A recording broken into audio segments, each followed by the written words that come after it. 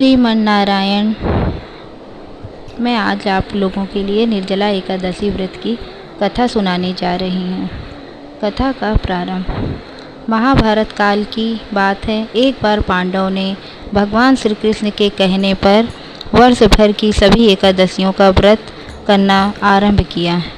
भीमसेन को भोजन का अत्यधिक प्रिय था और वे व्रत के दिन बिना भोजन और जल के नहीं रह पाते थे। इसलिए वे दुखी मन से महर्षि व्यास जी के पास गए और बोले, गुरुदेव, मैं भोजन के बिना नहीं रह सकता, फिर भी मैं स्वर्ग जाना चाहता हूँ। कृपया मुझे ऐसा उपाय बताएं जिससे मैं व्रत का पुण्य भी प्राप्त कर सकूँ और भूखा भी न रहूँ।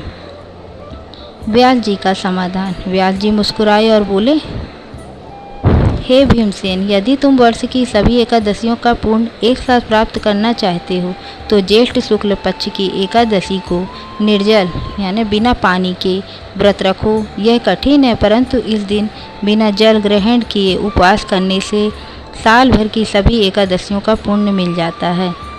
भीमसेन ने यह स्वीकार किया। भीम ने वचन दिया वे यह कठिन व्रत करेंगे। उस दिन उन्होंने न अन्न खाया न जल पिया।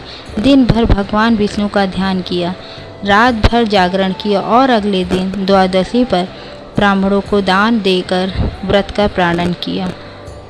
भीमसेन को इस व्रत के प्रभाव से महान पुण्य प्राप्त हुआ और यह व्रत भीम एकादशी तथा निर्जला एकादशी के नाम से प्रसिद्ध हो गया। निर्जला एकादशी का सार।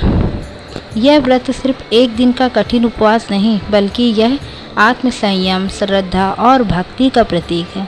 जो भक्त इस दिन उपवास नहीं कर पाते, यदि वे विष्णु मंत्र का निर्जला एकादशी की कथा श्रद्धा से सुन ले तो उन्हें भी पुण्य प्राप्त होता है।